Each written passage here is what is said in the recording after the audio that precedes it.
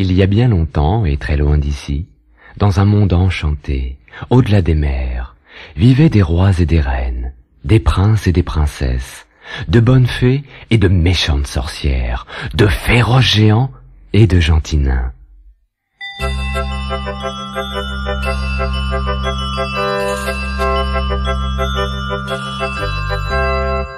Ouvre ton album, écoute bien et rejoins toi aussi le monde magique d'Il était une fois. Dès que tu entends, tourne la page.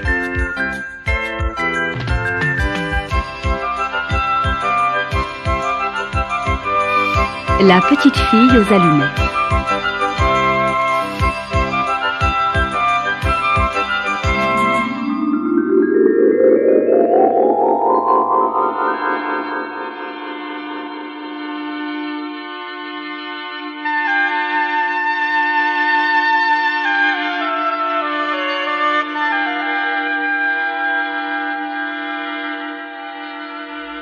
Il était une fois une petite fille pauvre et si frêle qu'on avait l'impression que le moindre souffle de vent risquait de l'emporter. Elle était habillée de haillons qui ne tenaient qu'à un fil et passait ses journées à parcourir les rues, essayant de vendre des boîtes d'allumettes pour gagner quelques sous.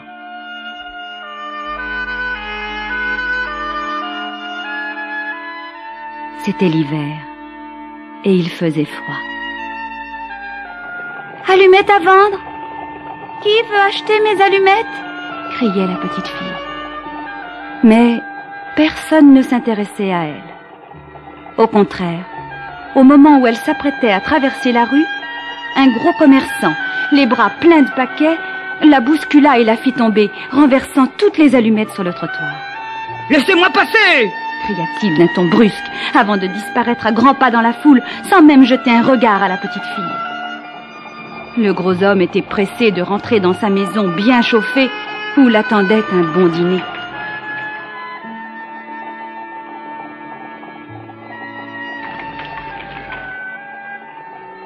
La petite fille s'agenouilla dans la neige pour ramasser ses allumettes. Autour d'elle, les passants se bousculaient.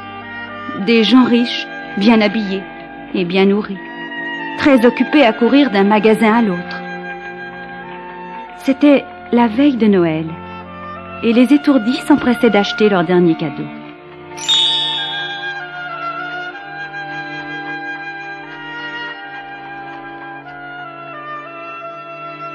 Lorsque les cloches de l'église sonnèrent 4 heures, la rue se remplit d'enfants. Ah, comme ils étaient gais et joyeux, et comme la petite fille aux allumettes aurait voulu être avec eux. Elle aurait tant aimé être invitée à boire un bon chocolat chaud près d'une grande cheminée chauffée au feu de bois. Mais aucun des enfants ne remarqua la petite fille pauvre qui les regardait en écarquillant les yeux. Elle était tellement fascinée par un joyeux groupe de petits écoliers qu'elle ne vit pas arriver un carrosse qui fonçait à toute allure droit sur elle. Lorsqu'elle entendit hurler le cocher, elle eut juste le temps de bondir sur le trottoir pour éviter d'être piétinée par les chevaux. En sautant, elle perdit un soulier.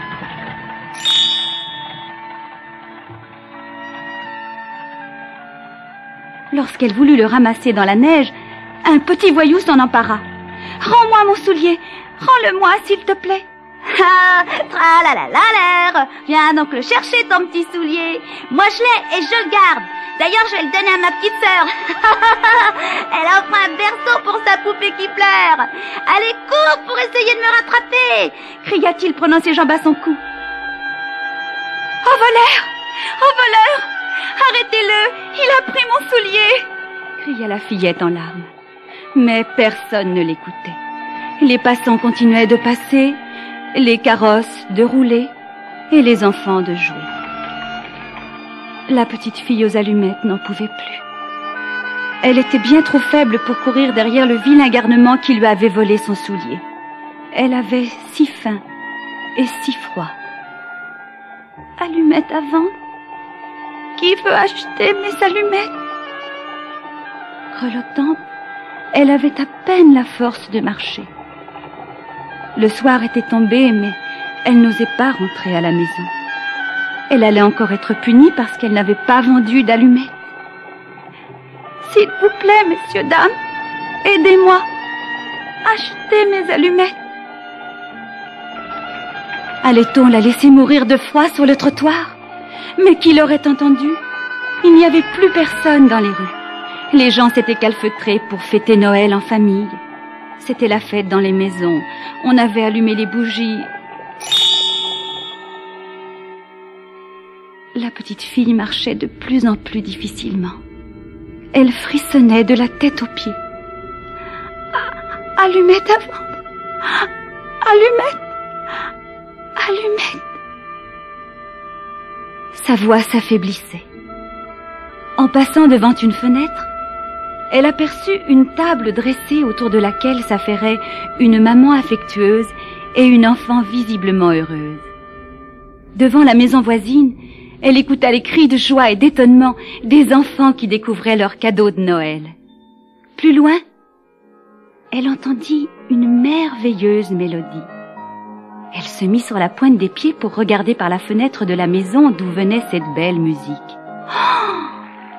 Un homme tout habillé de noir jouait du piano.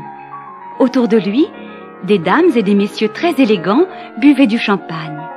De grands lustres étincelaient de 1000 feux comme des étoiles. La petite fille écrasa son nez contre la vitre pour mieux voir quand, soudain, un homme au visage sévère et mécontent vint tirer les rideaux d'un coup sec et clac!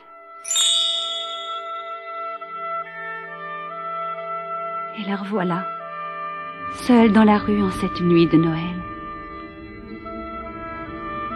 À votre bon cœur, messieurs, dames. Allumettes à vendre. Allumettes. Allumettes. Épuisée, elle s'assit sur les marches d'une maison. Son petit pied sans soulier était glacé. Et si elle faisait brûler une allumette pour se réchauffer? Ah non, non, non. Non, elle n'avait pas le droit. Elle devait les vendre, ces allumettes. Mais à qui? Les rues étaient désertes.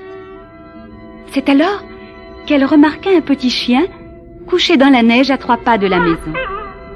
Il semblait aussi malheureux qu'elle. « Dis-moi, petit chien, tu penses que je pourrais faire brûler une allumette pour nous réchauffer ?» Le chien répondit d'un petit « Oh !» qu'elle prit pour un « oui », et elle craqua une allumette. Oh, comme sa chaleur était douce! Vite, elle protégea la flamme de sa main pour la garder allumée le plus longtemps possible. Mais le vent se mit à souffler. Oh!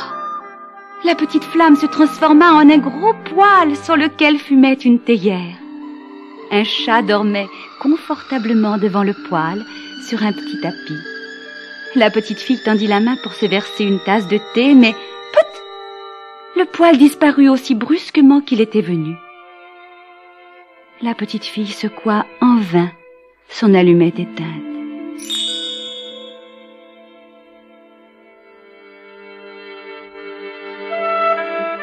Elle hésita, puis en craqua une autre. Lorsque la petite flamme illumina le mur de la maison, il devint transparent comme du verre, et la petite fille entra dans la maison. Quel luxe! Et quel somptueux repas sur la table de la salle à manger! La petite fille se lécha les lèvres, mais à peine eut-elle fait un pas que son allumette s'éteignit. Au même moment, le mur redevint de briques et sa vision disparut.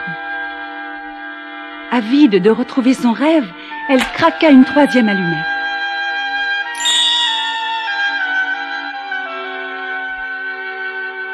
Maintenant, retourne la cassette.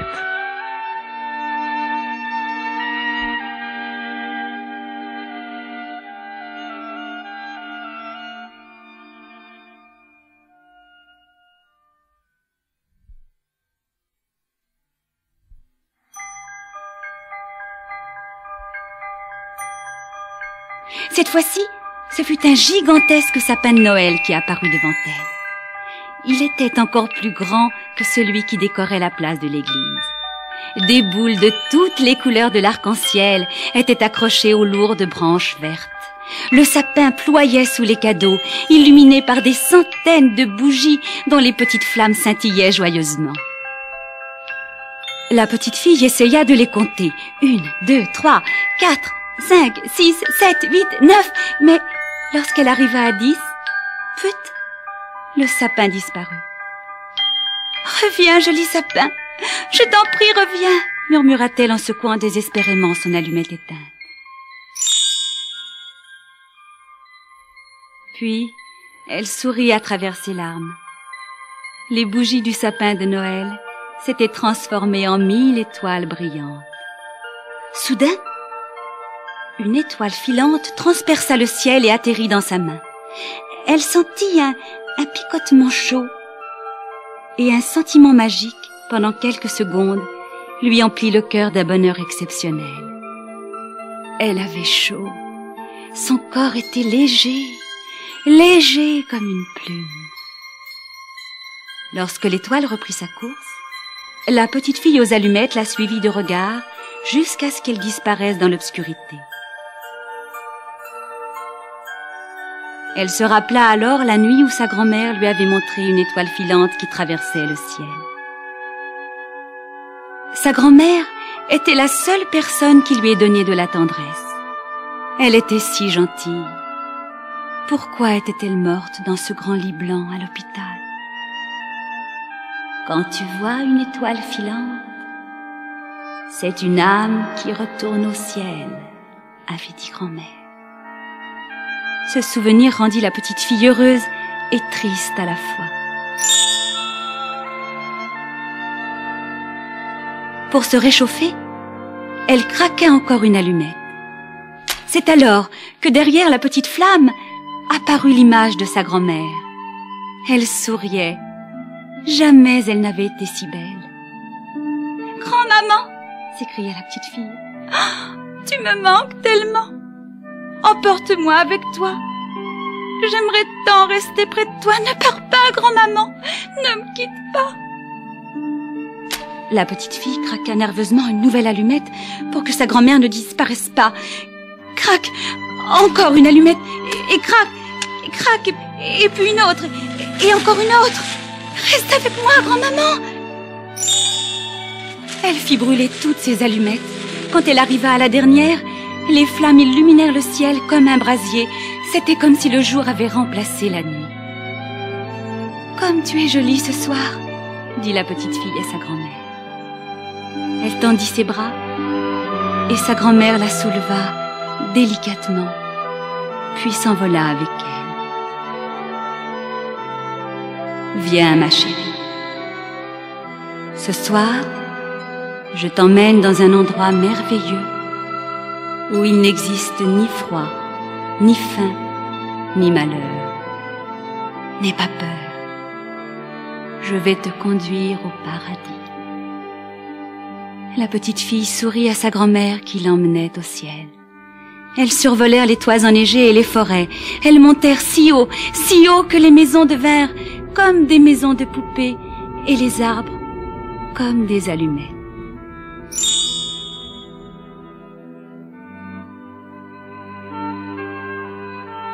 Le lendemain matin, on trouva une petite fille étendue sur les pavés couverts de neige. Un vieil homme ôta son manteau et la couvrit, puis la secoua pour la réveiller, mais elle ne bougea pas. Son petit corps glacé était raidi par le froid. « Regardez si ce n'est pas malheureux.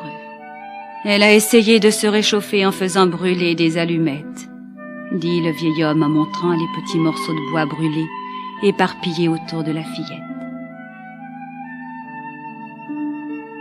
La foule s'amassa. Que lui est-il arrivé?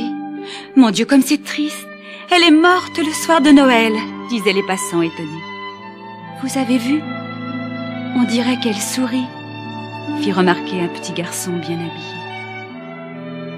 Personne ne sut jamais quel était le vrai nom de la petite fille aux allumettes, ni d'où elle venait, ni surtout qu'elle s'était envolée vers un endroit merveilleux, où il n'existe ni faim, ni froid, ni malheur.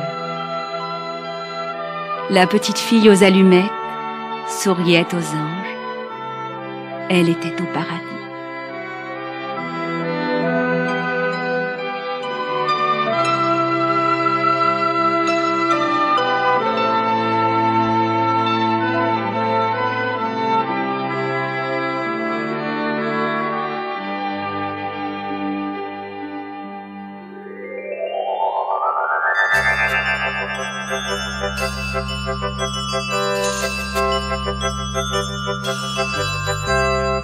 N'oublie pas ton prochain rendez-vous avec Il était une fois. Tu découvriras l'histoire extraordinaire du loup et des 7 chevreaux.